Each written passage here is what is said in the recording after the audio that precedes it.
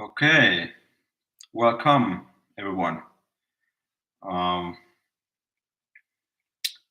let's see. Let's put this.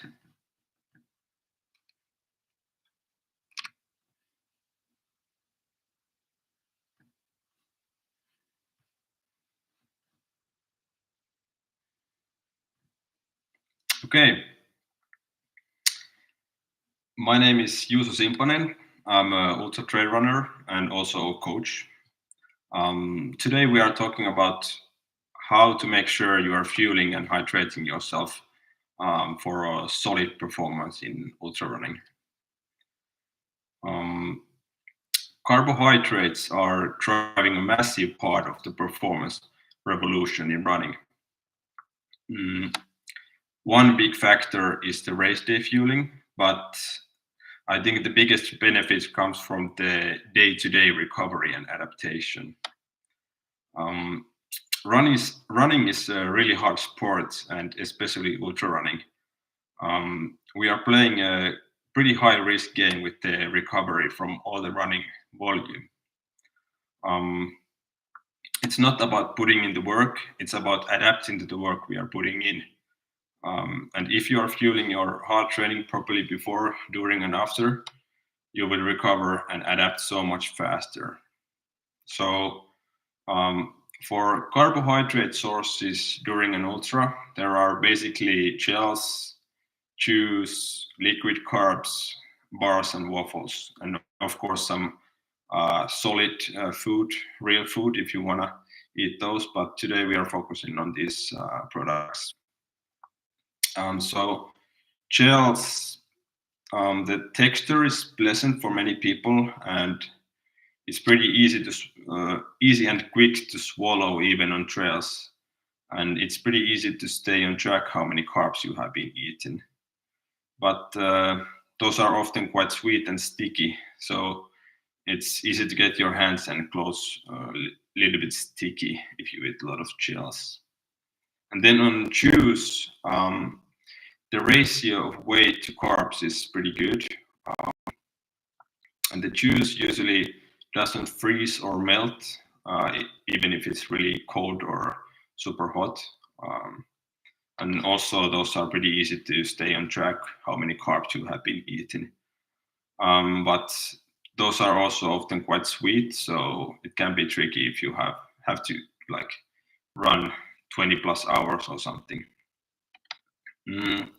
And then liquid carbs, those are really easy to enjoy almost any time, and it's pretty quick way to get a lot of carbs if you get uh, liquid calories. But it's easy to get some. It's easy to get too much fluid if it's like pretty cool weather, um, and it also can be a little bit tricky to mix those powders with water during the race, especially if you are alone in a aid station or something. And then bars and waffles. Um, with those, you get some variation in texture and taste, but I think it's pretty hard to get enough carbs from these alone. And they can be quite dry, so we have to drink quite a lot of water if you eat this a lot.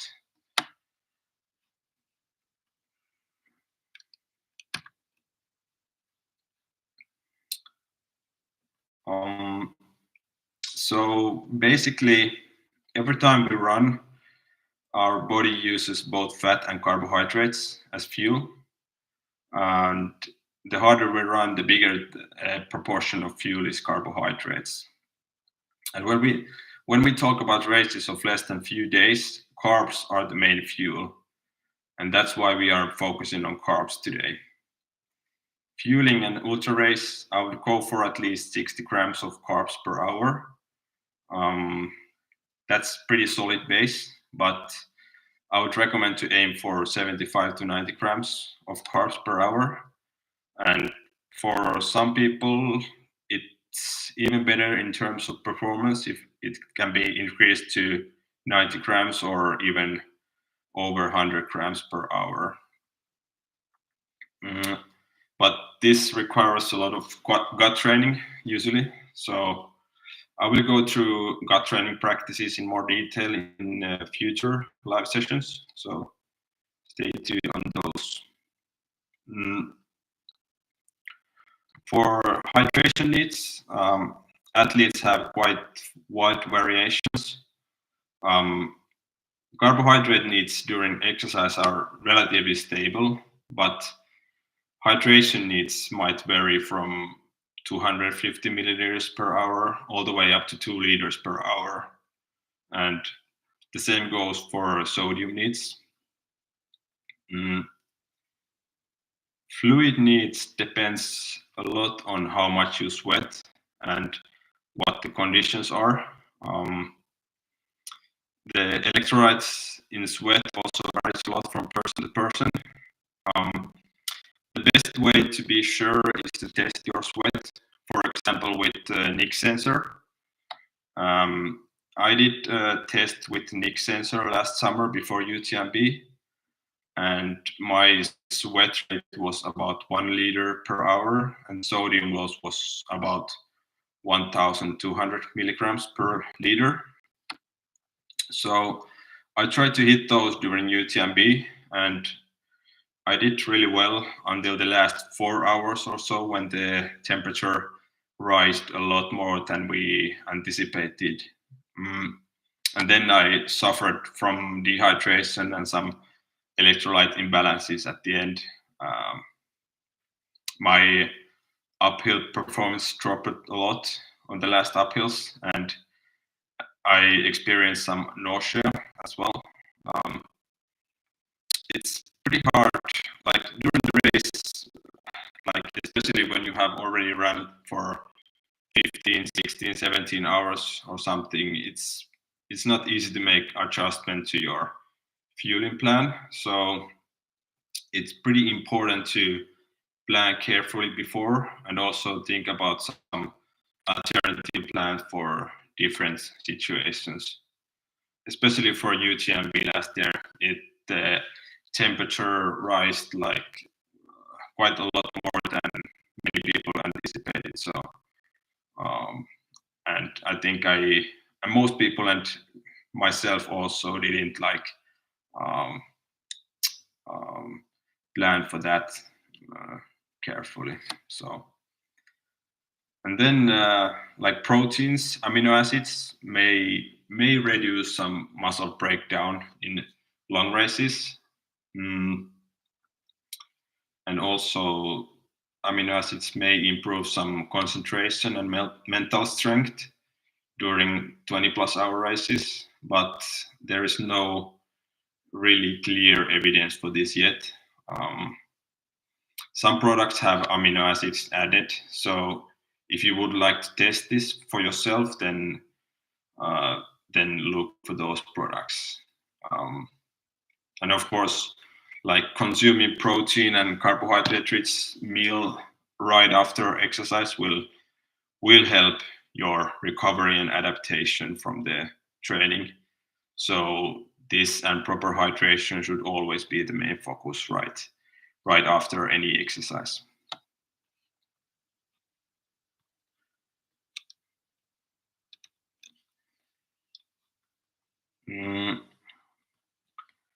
So hydration, that's the starting point for a good fueling strategy and a successful race. Underfueled athlete can finish a race. They might even win the race, but dehydrated athlete will be really lucky to finish. Yet hydration is still rarely talked about as the pillar of performance. It is. And, like even small dehydration performance significantly, and at the same time the absorption of carbohydrates in your stomach suffers quite a lot. Dehydration can many times feel the same as you are low on carbs, but it's still like just dehydration. And some other signs of dehydration are like stomach issues, cramping, and nausea. And then there's overhydration. If you like drink too much water without enough electrolytes, it can be even pretty dangerous. So make sure you always take some sodium in long races and hot races. I think a good starting point is about 500 to 600 of fluid per hour in cool conditions, and about 1 liter per hour in warm conditions. And it can be even 1.5 to 2 liters per hour in high heat. So it really depends what the conditions are and how heavy you sweat. For sodium, good place to start is 700 to 1000 milligrams of sodium per liter, and you can then make some adjustments based on your feelings or if you are doing some measurements. There are some sodium in most of the carbohydrate products, so but it's usually not enough by itself. So you can supplement with sodium capsules that you can just swallow with water, or you can take some sodium tablets, which you can dissolve in the water in the bottle. So it can be even enough. Some drink mixes have a pretty good amount of sodium. So that's like if you are drinking a lot of strong sports drink, it can be enough in terms of sodium if you mostly just drink those liquid calories.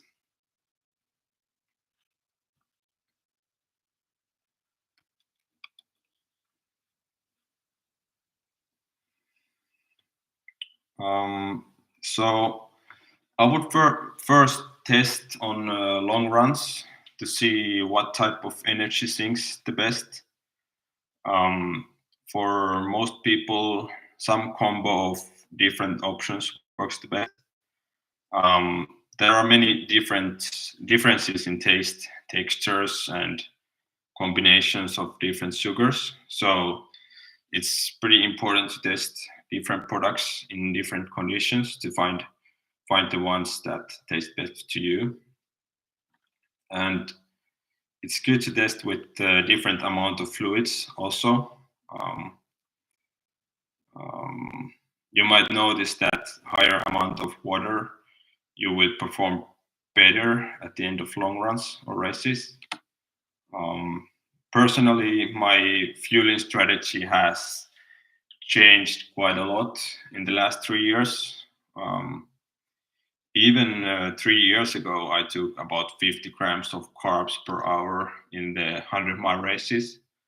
And now, for example, at last year's Istria 100-mile race or last year's UTMB or Kullamannen 100 miles, I took about 80 grams of carbs per hour throughout the whole race. And that way I can keep higher pace for the duration of the 100 miles. Usually for me, it's like 14 to 20 hours. So when you are experimenting, I would write down how I felt after these long runs. What were the conditions like during the run? What tasted the best? What maybe didn't? How many carbs you took in? How much fluid you drank? And if there were any particular problems with your stomach or with consuming the carbohydrates.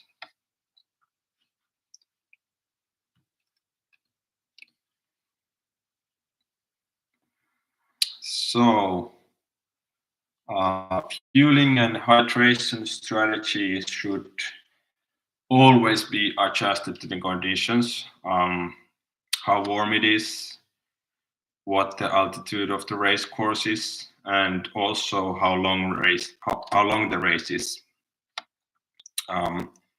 Like fueling a 5 to 6 hour race can look quite different than fueling a 24-hour or 48-hour race.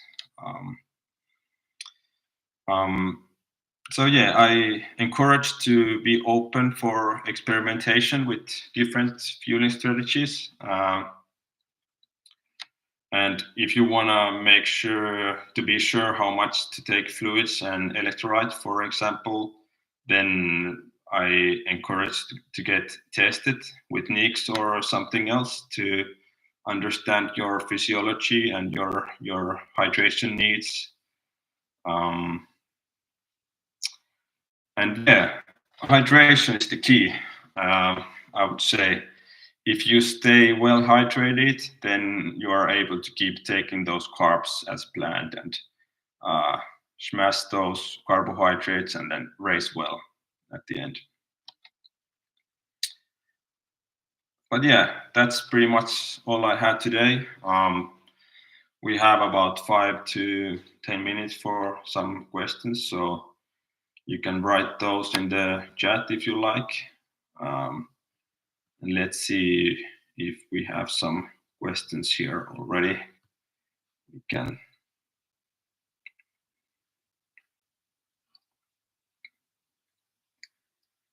So yeah, if you have any questions, we can do those now, but that's pretty much a summary I had today.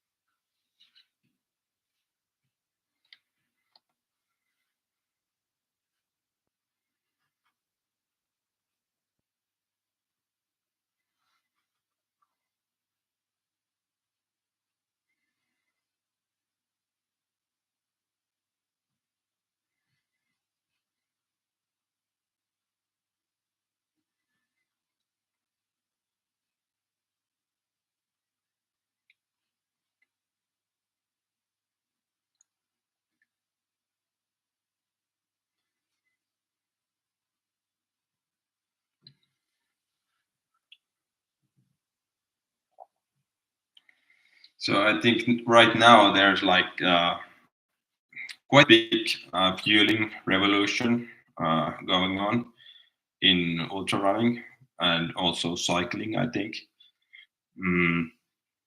And we can see those like world records in many of the running events, and cycling also goes down all the time now. So, and I think, and many people think it's from the fueling you take.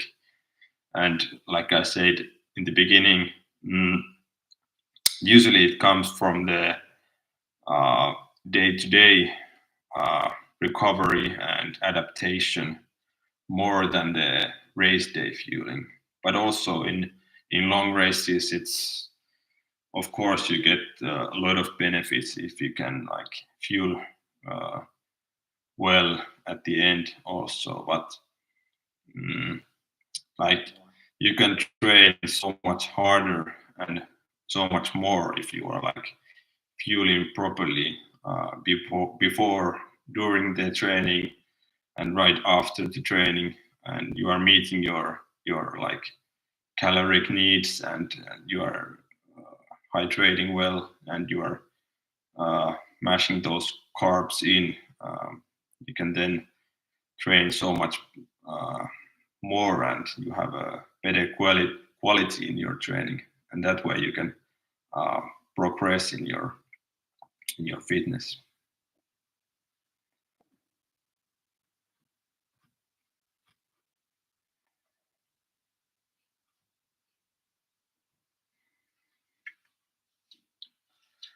But it looked like we don't have any questions now, so